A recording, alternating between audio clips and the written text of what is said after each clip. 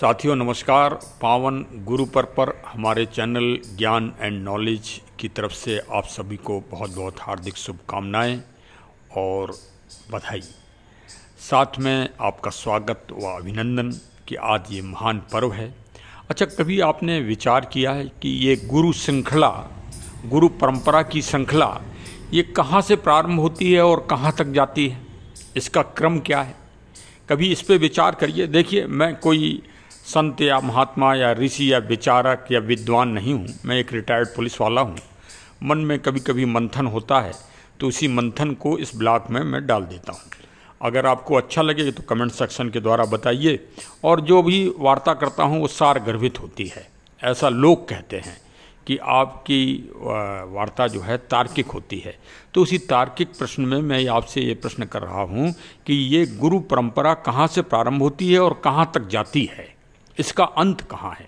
अच्छा, ये विशेषकर सनातन और भारतीय व्यवस्था में है। अन्य किसी पंथ और मजहब में तो ये इस तरह का नहीं है, क्योंकि वहाँ तो व्यवसायिक अगर आप कभी आप इस गुरु परंपरा के बारे में एक थोड़ा निष्पक्ष और तार्किक रूप से विवेचन करें, मंथन करें, तो आप पाएंगे कि सनातन और भारतीय व्यवस्था में जो गुरु परंपरा है उसका व्यवसायिक दृष्टिकोण नहीं है। जबकि आप अन्य पंथ है और मजहब या सभी जो भी अन्य आधुनिक शैली में जो आप देखेंगे उन सब में व्यवसायीकरण हो गया है। गुरु एक व्यवसाय है, मतलब गुरु कहीं पैसा लेता है, वेतन भोगी हैं, इस तरह के गुरु आप, क्योंकि जो समाज को एक नया दृष्टिकोण दे, नागरिकों को नया दृष्टिकोण दे, वही गुरु है। तो भारत की ये अति प्राचीन परंपरा है और मैंने प्रश्न किया है कि ये कहाँ से शुरू होती है और कहाँ तक जाती है। तो ये एक सामान्य नागरिक से इसकी शुरुआत है और फिर इसका क्रम चला जाता है और ये परम ब्रह्म तक पहुँचता है। परम ब्रह्म ही असली गुरु हैं। अब परम ब्रह्म किस दृष्टिकोण से है जरा ये भी आपको बताएं। जैसे अर्जुन और भगवान श्री कृष्ण जी का संवाद, वो शिष्य और परम ब्रह्म का ही संवाद है, जो गीता का यथार्थ रूप आप देखते हैं। है भाई कि नहीं है? अगर है तो आप मान लीजिए। अच्छा, अब दूसरा श्री रामचरितमानस में आप दृष्टिकोण देखिए तो एक सबरी जी का प्रसंग है। अब सबरी जी का प्रसंग तो सब लोग जानते हैं कि भक्ति और भगवान का प्रसंग है। नहीं, वो भक्ति और भगवान का प्रसंग नहीं है, वो गुरु श्रद्धा और विश्वास का अकाट प्रसंग है, जो अटल है और जो अटल रूप दिखा रहा है गुरु का। क्योंकि सबरी जी के गुरु ने कहा था कि तुम यहीं आश्रम में इंतजार करना, भगवान मतलब परम ब्रह्म प्रभु श्री राम के रूप में यहीं आएंगे। और देखिए, भगवान को जन्म लेना पड़ा राम जी के रूप में और अपने सहोदर भाई लक्ष्मण जी के साथ वहाँ पर गए और सबरी जी से एक गुरु रूप में उन्होंने परम ज्ञान प्राप्त किया है। एक ब्रह्म होके एक सबरी माता जी के रूप में उन्होंने परम ब्रह्म प्राप्त किया है। इस विषय पर परिचर्चा फिर कभी बाद में होगी, क्योंकि प्रसंग लंबा हो जाएगा। और दूसरा, फिर हम एक और गुरु और शिष्य की परंपरा का अकाट उदाहरण देते हैं। पूरी दुनिया में ऐसा उदाहरण नहीं मिलेगा जो एकलव्य और द्रोणाचार्य जी का है महाभारत के काल में। और आज भी ये परंपरा चली आ रही है और कई शिष्य अपने मानसिक रूप से या बौद्धिक रूप से अपना गुरु मान लेते हैं और उन गुरु को अपना एक आदर्श मानते हैं और उनकी प्रेरणा स्रोत से अपना जीवन, सफल जीवन पार करते हैं। आज चूँकि अयोध्या में हमारे गुरु श्री देवेंद्राचार्य जी बड़े अखाड़ा दशरथ महल जिसे संबंधित हैं, उनसे 84 कोस की परिक्रमा के बारे में परिचर्चा हुई थी। आज बहुत अच्छा दिन है, आज गुरु पूर्णिमा है। तो चूँकि गुरु के रूप में हैं वो, इसलिए मैं आज उनकी चर्चा को इस ब्लॉग में डाल रहा हूँ। आप लोग अवश्य सुनिए, बहुत ही प्रेरणात्मक है। साथ में गुरु वशिष्ठ जी का उसमें विवरण है। और गुरु वशिष्ठ जी मतलब ब्रह्म के भी गुरु। ओहो, कितनी बड़ी गुरु परंपरा को दिया गया है। ब्रह्म मतलब जो सर्वज्ञाता है, जो सर्वनियंता है, जो सर्वोच्च हैं, प्रभु श्री राम, उनके गुरु। और उनके एक गुरु नहीं रहे, एक गुरु तो विश्वामित्र जी रहे और दूसरे गुरु रहे सॉरी, एक गुरु तो वशिष्ठ जी रहे जो उनके परंपरागत गुरु थे, उनके पूज्य पिताजी के, उनकी पीढ़ियों के गुरु थे। और जो भगवान प्रभु राम जी के गुरु हुए वो विश्वामित्र जी हुए। और विश्वामित्र से महाज्ञानी न आज तक हुआ है, न आगे होगा, और न ही उनकी बराबरी का कोई वैज्ञानिक और कोई दार्शनिक और कोई आध्यात्मिक शक्ति का पुंज आज हुआ है। वास्तव में वो महान से महान गुरु हैं। तो चलिए आज का आप दृष्टिकोण जरूर सुनें और आनंदित हों और गुरु परंपरा को यथार्थ रूप में रखें।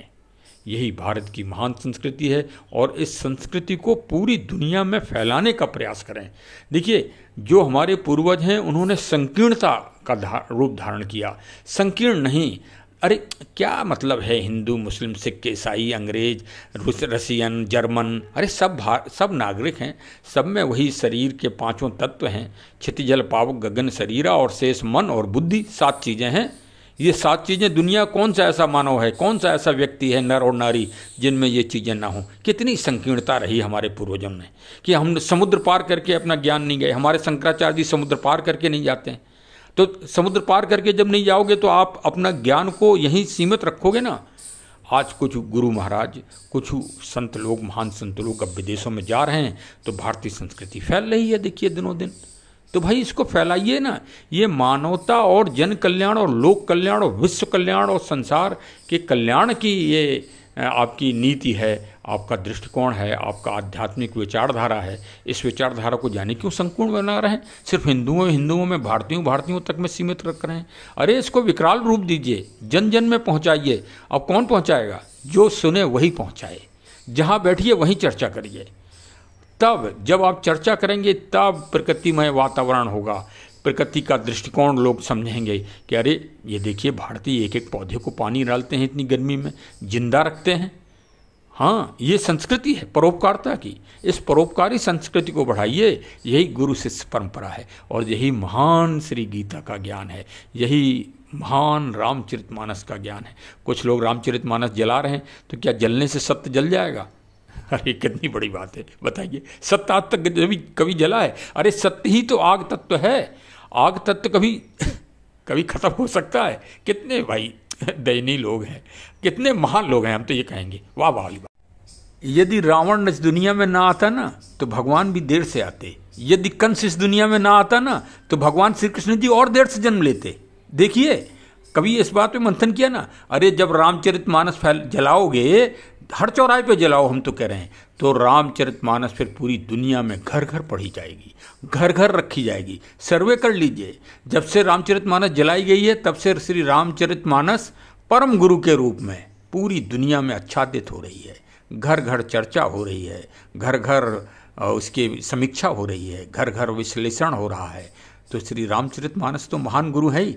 लेकिन चलिए, आज महंत श्री देवेंद्र, आज परम सौभाग्य है कि पावन नगरी अयोध्या धाम में श्री दशरथ महल जो पावन स्थान है वहाँ पर मैं मौजूद हूँ और श्री महंत श्री देवेंद्राचार्य महोदय साहब 84 कोस की जो परिक्रमा है उसका प्रसंग चल रहा है और उस प्रसंग में मैं आशीर्वाद लेना चाह रहा हूँ। प्रणाम सर। जय श्री राम। जय हो मंगल हो कल्याण। सर, कल से सुना 84 कोस परिक्रमा। हाँ, कल से अयोध्या जी की 84 कोसी परिक्रमा शुरू होने वाली है, लेकिन कल पूर्णिमा है। कल के दिन लोग मखौरा में निवास करेंगे। जितने परिक्रमार्थी होंगे, आएंगे, वे लोग कल मखौरा धाम में निवास करेंगे। मखौरा साहब यहाँ से कितने किलोमीटर है और क्या पुण्य उसका? यहाँ से 22 किलोमीटर की दूरी पर मखौरा धाम है। अच्छा सर। मखौरा धाम वही धाम है जहाँ पर गुरु वशिष्ठ जी के आज्ञा से महाराज दशरथ जी ने श्रृंगी ऋषि के द्वारा पुत्रेष्ठी यज्ञ करवाया था। जैसा कि रामचरितमानस में भी वर्णन है, श्रृंगी ऋषि ही वशिष्ठ बुलावा, पुत्र काम शुभ यज्ञ करावा। और उसी यज्ञ का परिणाम यह हुआ कि भगति सहित मुनि आहुति दीन है, प्रगटे अग्नि चरु कर लीन है। अग्नि देवता ने, अग्नि नारायण भगवान ने चरु के रूप में भगवान को वहीं पर अवतरित करवा दिया। भगवान वहीं अवतरित हो गए चरु के रूप में, और वही भगवान बाद में कौशल्या महारानी के यहाँ अयोध्या जी में प्रकट हुए, महाराज दशरथ जी के पुत्र कहलाए। तो जब भगवान श्री राम का जन्म महोत्सव यहाँ मनाया गया और सब बड़े उत्साहित हुए, और भगवान श्री राम का छठी भी मनाया गया अयोध्या जी में। और छठी मनाने के बाद लोगों ने कहा कि जिस भूमि के प्रताप से भगवान श्री राम प्राप्त हुए हैं, उस भूमि पर भी चल करके हम लोग दर्शन करना चाहिए। अच्छा, तो छठी आज छठी भगवान की है। अच्छा सब, है ना? अच्छा। जोड़िए 9, 10, 11, 12, 13, 14 जी। चतुर्दशी को छठी हुई भगवान, और पूर्णिमा के दिन लोग वहाँ। अच्छा, पूर्णिमा के दिन मखौड़ा में सारा संत समागम इकट्ठा होगा। छठी पहले अयोध्या जी में मना के, तब पूर्णिमा को सारे अयोध्यावासी गए, अयोध्यावासी गए वहाँ पर। अच्छा, मखौड़ा। हाँ, कि उसी धाम के प्रभाव से राम मिले हैं, राम जी हम लोगों को मिले हैं।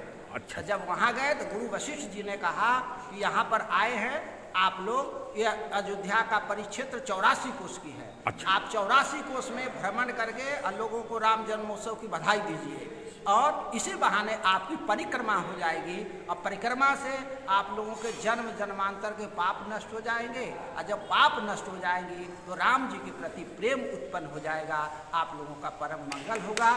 तब से यह परिक्रमा प्रारंभ हो गई, और आज तक अनवरत हो रहा है, और अभी भी श्रद्धालु लोग कर रहे हैं। पूज्य महाराज जी भी परिक्रमा करने। कहाँ से आए महाराज जी आप? महाराज जी हम कुमराज जिला गुना मध्य प्रदेश, कुमराज जिला गुना मध्य प्रदेश से आए हैं। अच्छा, क्या शुभ नाम है आपका? ब्रजकिशोर शर्मा। तो क्या आप हर वर्ष आते हैं? हाँ, हर बार 5 साल से लगातार आ रहे हैं। तो यहाँ से आप पैदल मखौड़ा जाएंगे? जाएंगे। और 84 कोस की परिक्रमा को आप पैदल करेंगे? करेंगे जी, महाराज जी की आज्ञा। सभी संत लोग सब पैदल करते हैं? ज्यादातर। हाँ, वरुण शास्त्री जी आए हैं, वो भी परिक्रमा पहले किए हुए, उनसे भी पूछ लीजिए, वो भी बताएंगे परिक्रमा। शास्त्री साहब, आप कहाँ से आए हैं? अयोध्या। अच्छा, इस परिक्रमा में कोई भी गृहस्थी या परिवार वाले सभी लोग शामिल हो सकते हैं कि? ब्रज 84 कोस का जैसे परिक्रमा होती है, इस प्रकार अयोध्या 84 कोस का परिक्रमा होता है। अच्छा, एक बार सरकार परिक्रमा नहीं करने दे रही थी,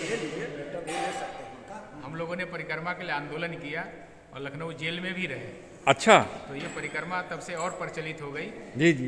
और अब ये परिक्रमा गयादास जी महाराज जी जिनके नेतृत्व में संत लोग करते हैं। जी। हमारे सुरेंद्र सिंह जी हैं विश्व हिंदू परिषद के, उनके नेतृत्व में करते हैं। कई टीम अलग अलग जाती है।